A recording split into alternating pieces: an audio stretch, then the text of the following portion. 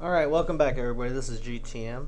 We're going to go ahead and do a video tutorial lesson plan on procedural mapping in 3D Max.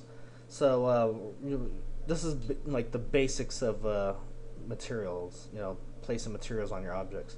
And one other tool we're really going to focus on is using our UVW map tool. Alright, anyways, I'm going to go ahead and launch up 3D Max here. Okay, as you can see, we have some basic geometry here. I have a wall. If I go to my modify, you can see that's named wall. We got dresser, oil drum, and then I believe this plane down here, we're going to go ahead and name this ground. Oops, not grounds, ground. Alright, and one thing I want to mention is when you're starting to work with textures, you usually want to go ahead and save your 3D Max file, usually wherever it's at, on your hard drive or desktop. But you also, I'm clicking inside, you also want to have a texture map folder that has all your textures. So I'm going to go in here, and when you basically search for textures, you want to get some high res ones. And it's good to get a folder that you want to, save your textures, or if you're ever, searching online, always have like a master folder that you can pull big texture libraries out of. And like I said, there's tons of them out there, free, on Google. You can Google search. If you go to 3dtotal.com, there's actually some awesome total texture libraries that are you can actually purchase, and they're actually awesome textures. Or if you have like a high-res camera, or just any kind of decent camera, these iPhones nowadays, they take some really amazing pictures. You can go out and just take pictures of your own textures. Alright, well, as you can see here, I have a texture map folder with all my textures in, and like I said, you always want to carry that folder with whatever file you're working with. Alright, so let's go ahead and go back to 3D Max here. Alright, the first thing we're going to work on is actually the plane here. So I'm going to click on that, or the ground, hide unselected. Notice I'm in camera view, so I'm going to just hit P just to get out of camera view, and then I can move around here. Alright, the first thing I'm going to do is hit my material key, which is M, or like I said, you can go from here. Turn that on and off, and that takes you right to your material editor. Alright, I'm going to click on this second shader. Notice the first one I have gray shader. That's because I named it and I dragged that shader on all the objects. So I do not want to throw anything in here or on that shader. So I'm going to go over here. I'm going to click on this shader. I'm going to leave it at blend for now. And I'm going to go ahead and find my first texture, which, that's supposed to be a ground, so I'm going to use like a concrete type of texture, at least for this scene. So right here in the none slot, I'm going to open that up. Notice our material map browser opens, and then I'm going to go ahead and hit bitmap. And that's the universal button. Doesn't mean you're going to throw bitmaps in there. It's just letting you know you can open up and slide any image in there, from JPEGs to bitmaps, PSD files. But to be honest, you're only going to, you're going to want to use JPEGs. So I'm going to go to my desktop where I have my textures, placed. So I'm going to go to my texture maps, and I'm going to go for the concrete diffuse, which is our main color map. So I'm going to open that up. I am going to, I'm going to go to the parent level. I'm not going to worry about the tiling here. This is later on. I'll explain all this. But from the parent level, that's where you drag the texture from. So I'm going to make sure I click till it's grayed out. And then from there, I'm going to double click this so you can see my concrete texture. And I'm going to go ahead and click and drag and put it on the plane. But notice we do not see it in the viewport. That's why we hit this guy, show standard maps and viewports. So if I hit that, now you can see our map on our object. I'm going to go ahead and close this. And there we go. We have our first diffuse texture laid down. And of course, if I render it out, hit my teapot there, now you can see our textures on there. Alright, but I'm going to explain another tool now. I'm going to go ahead and click on my object here, and once the texture is laid down, it doesn't mean that's the right way to do it. Yeah, of course you can just drop textures and things on objects, and usually like simple objects like planes and boxes, they'll work out pretty fine, but you always want to UVW map it. So I'm going to go to my modify list, click it down, all the way to the bottom around here, you can see not unwrap, but the UVW map. I'm going to open that up, and notice I'm going to get an orange bounding cage on my object here. And there, it's on my stack now. I got the gizmo. If I click that, I can actually rotate this onto the object. Now notice that little pointer right there, that little handle that sticks out. That's indicating what's the top of the texture. So if I were to open this Photoshop, you would see that's the top and this is the bottom. Now with that open and I'm on my gizmo, I can actually rotate that. So in case you need a certain position. But for now, I'm just going to leave it right there. Now a couple rules on the UVW map. Rule number one is usually scale the UV map gizmo slightly bigger. But on an object like this, this is fine. We can actually fit it on there. And, you know, I'll explain that in a second here. But notice down here in the gizmo form, you have mapping. Or, you know, if I click on UVW mapping, there's the orange bounding box. When we're in gizmo, it shows it, you know, in yellow and then where the center point, or where it actually divides the green line. This is a planar, so technically we're going to actually just leave it at planar. But what if it was a cylinder object? You would use cylinder. Spherical, you would use spherical. Shrink wrap is just kind of like a crazy looking object with, you know, no start and end, you know. Box, basically boxes. Face is regular face map. It puts it on one face. And then your XYZ, you know, which obviously we're not going to worry about that. So we're going to keep it on planar, and I'm going to fit it on there. So I'm going to, down here at the bottom you see fit, and that fits it right on there. Now notice we have tiling here. If I crank that up, it tiles the texture. Now that only works when you have seamless textures. In this case, this is not a seamless texture, so we want to kind of avoid that. So I'm going to keep that back to 1, and then 1. Alright, so I'm going to go ahead and render this out. Whoops, let's keep this at 1. And like I said, this is our first diffuse texture. Now the next step is to actually create. I'm going to hit M key, and I'm going to go to my map section here. We got to create the specular level and the bump map. Those are the 3 important maps. We already have one, the diffuse. Now we got to go specular, which is the highlights, and then the bump, which is the illusion of the bumpiness, the texture. And usually we do that in Photoshop. So I'm going to go ahead and open up Photoshop here in a second. Alright, back to creating our specular and our bump map. So I'm going to go ahead and open up Photoshop here. And I'm going to close this out. Now, the proper way to make your bump and speculars is based off your diffuse. So I'm going to open up the main diffuse. And as you can see, I already have them made, but I want to show you the process of it. So I'm going to open up the main color map, which is the diffuse. Alright, now the first thing you gotta do is create this into a black and white map. I'm going to unlock that, so I'm going to double click and unlock it. Now, a couple ways you can do it. I can go to image, mode, and just go to grayscale. But I prefer going to adjustments, hues and saturations, and then just saturating the image down to 0 or -100, which makes it a nice grayscale image. I'm going to go ahead and press OK, and then you file, save as, and make it a JPEG. And in this case, you usually just click on whatever it is and then change the diffuse name to, in this case, I named it bump and then saved it. Alright, and once you have the bump made, so I'm going to open up my bump. Here's the bump map. And now I make the specular based off the bump map. So let me just unlock this. So I'm going to go image, adjustments, and I'm going to work with my levels here. So the specular works off, you know, white's being hot and black's dulling it out, you know, your specular highlights. So in my levels, you got these black and white handles here and gray in between. So I'm actually crunching the blacks a bit, and notice the lighter spots are going to end up being my hot spots. And then I'm going to go ahead and crank up my white slightly.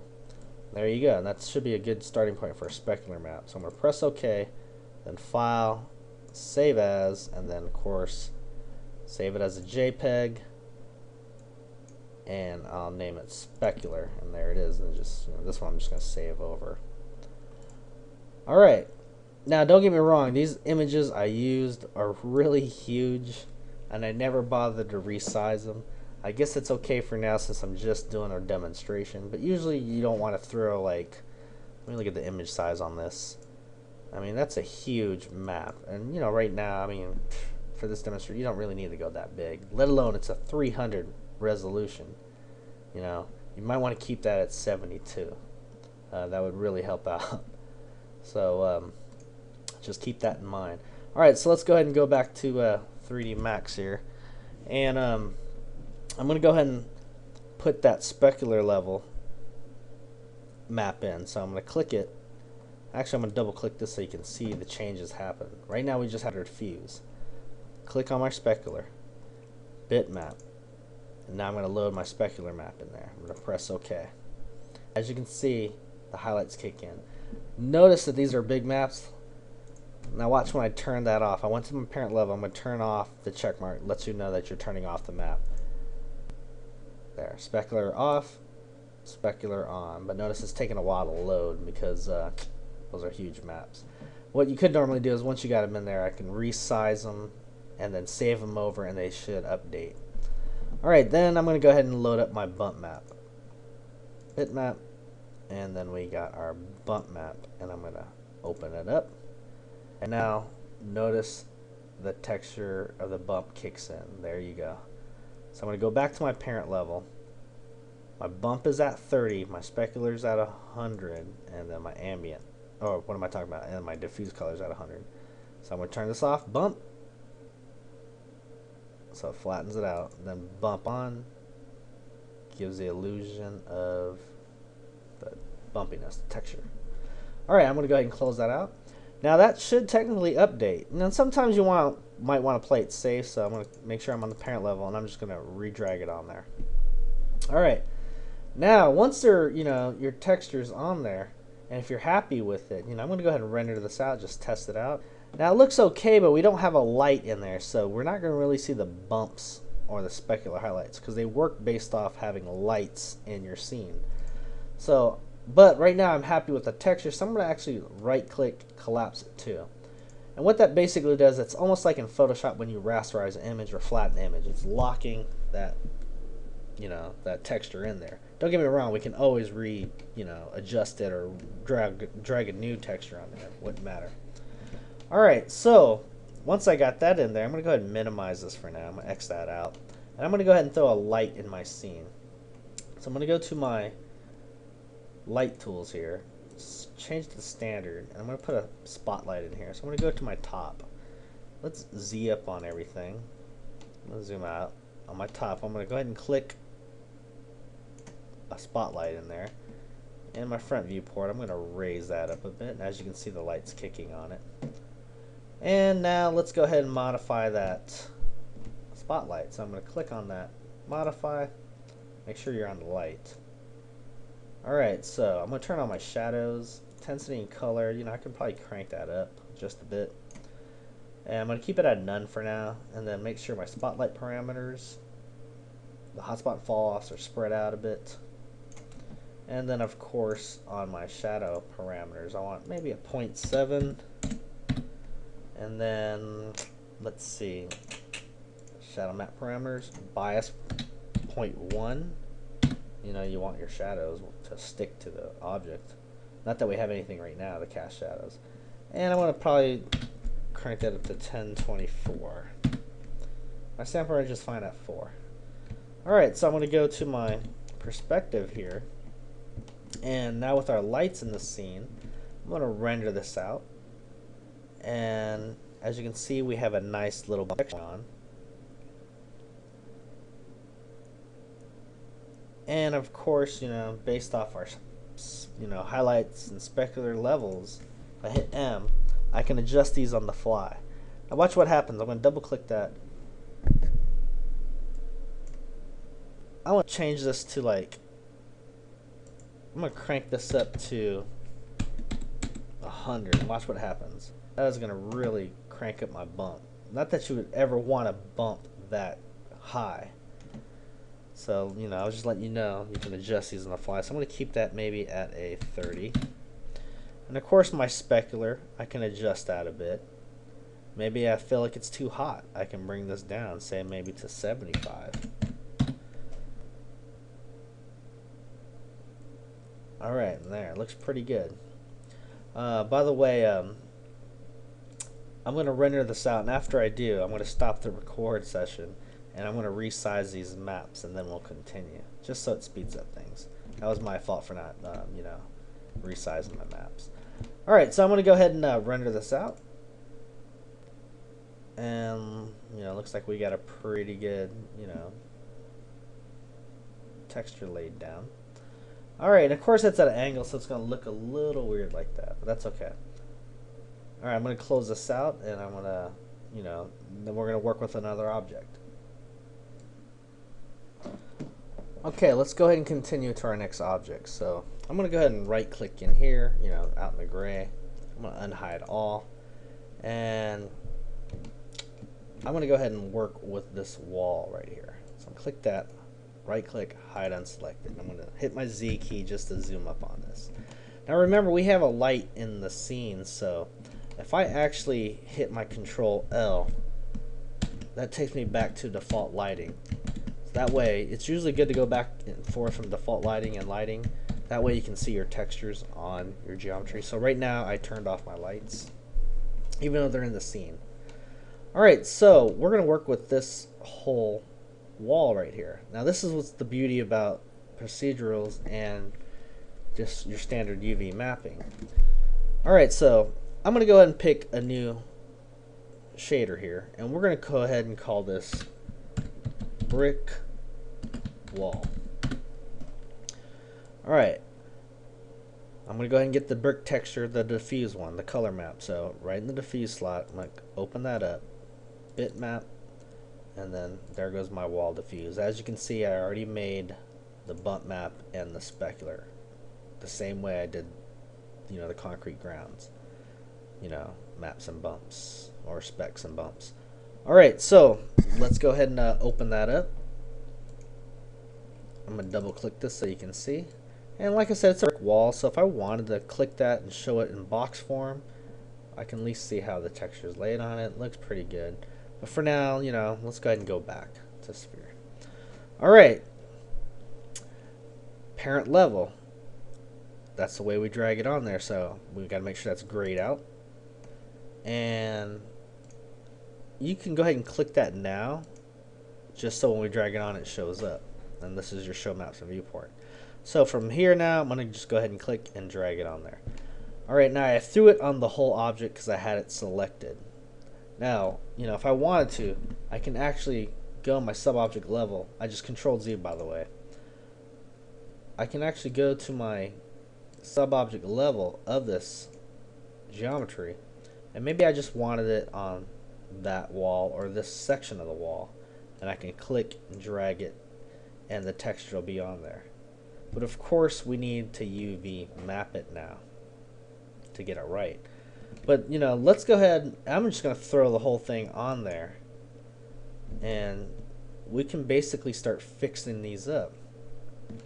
Now one thing I can do is you know, we'll start off on certain sections. So what I could do is, in my sub-object level, I'm going to go ahead and grab just these polys. I'm going to throw a UV map just on this section. So I'm going to go to my modify list, UV map, and you can see where the orange bounding box is, but it's not wrapped around it right. So technically this is a box, or rectangle if you want to call it. So I'm going to go to box there, just kind of fit it on there, but as you can see we still got stretching, and that's one of the rules of texturing. You do not want stretching. Any employer that's looking at your demo rails, if they see any kind of stretching, they're going to know that you're lazy and basically you don't pay attention to detail. Alright, so with the UV map on there, let's drop it to the gizmo here. I'm going to take my scale tool, and you know, we can play it safe and go on its local axis, and that means the rule is, let's go ahead and always scale, you know, the gizmo bigger than the geometry itself. And as you can see, look at the sides. The pinching is now getting straightened out a little bit. That's usually what you want to do. And if you want, you can actually stretch it this way. Alright, that looks pretty good. Now from here, you know, even the top, we can bring it out. That's why you make the boxes a little bit bigger. Alright, but even our bricks are kind of going the wrong way. We can fix those. And like I said, from here now, I can tile it a little bit. Not too much though. Obviously, look, this is not a, you know, we already can see the tiling happen. That's not good. We're just going to go ahead and, you know, we'll make this a little bit bigger just for now. Like I said, we don't have a seamless texture we're working with, so we got to keep this as basic as possible. Alright, but now I got it on there. I'm going to go ahead and click, right click, collapse to, and I'm going to lock that texture in there. But notice right there, hold on, let me hit my Control L. Okay, just want to turn off my lights. We can fix that one little section. That's what's so awesome about procedural texturing. So I can grab just that poly and align it properly, so I can throw a UV map just on those, just that selected poly, UVW map, and I'm going to kind of zoom out. I'm going to go to my gizmo here. I'm going to scale that out, and then I'm going to go to my rotate, and I'm going to rotate the map this way 90 degrees, and I can probably scale that out just a bit. And now I can possibly tile this, not that way, but V-tile. Maybe we want it to 1, 2, let's go that way. That's how we want it to look, I guess, right?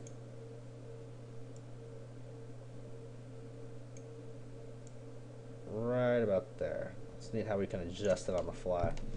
Alright, so that looks pretty good. I think the top is okay. And then I'm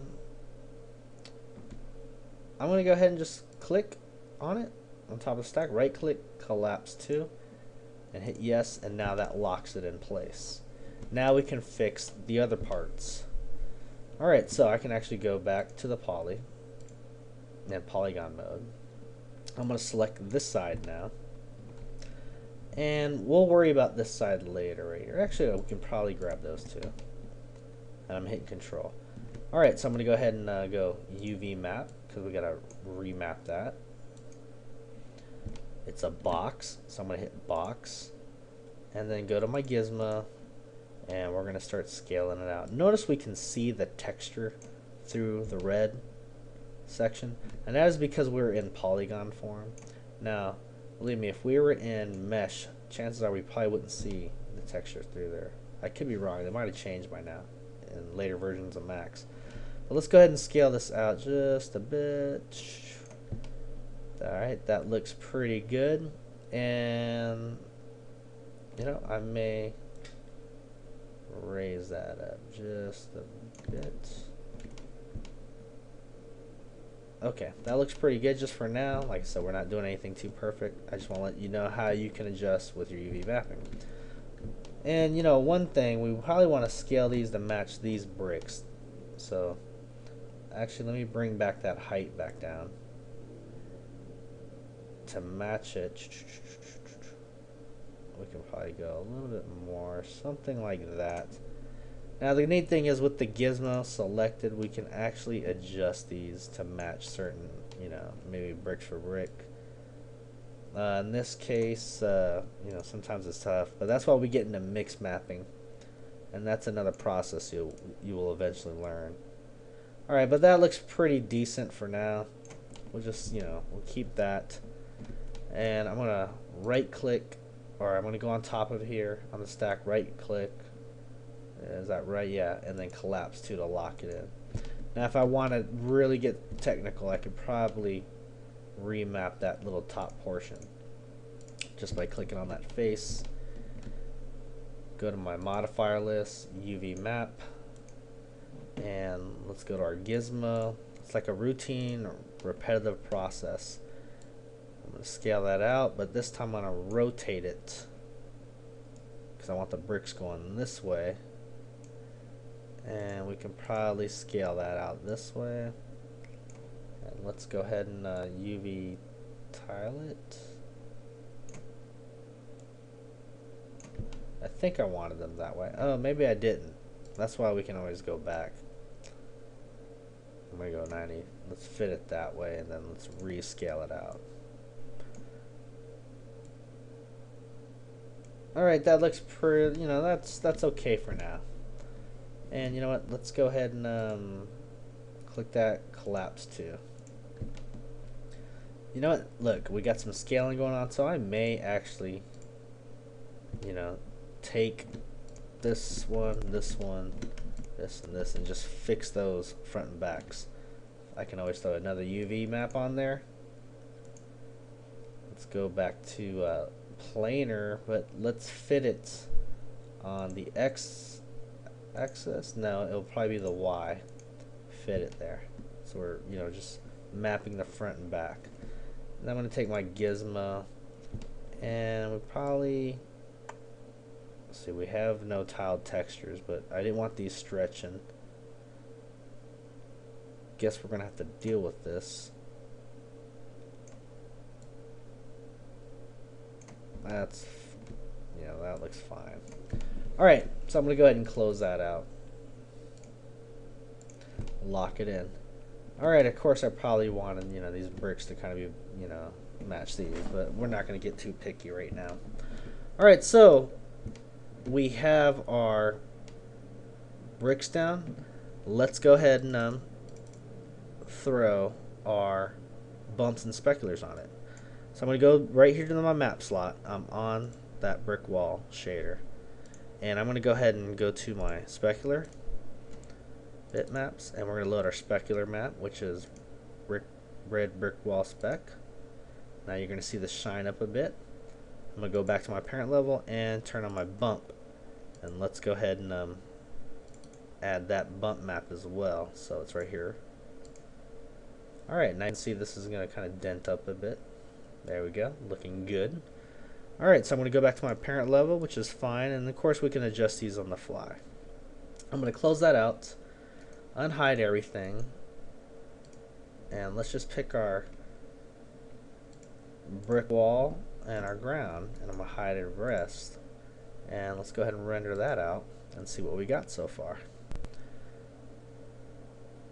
Alright, looks like our, you know, brick wall's looking pretty good. Looks like it's kind of floating in the air, so I might actually click on this and just slightly bring it down. There, and give it one more render. And so far, you know, we got some decent, you know, just regular procedural texture going on. Not sure why that looks like it's float. Maybe it's because the shadows from that angle. That's alright though. We'll probably have to zoom up. Alright, but I'm going to close that out, and then we're going to end up starting on texturing the barrel next.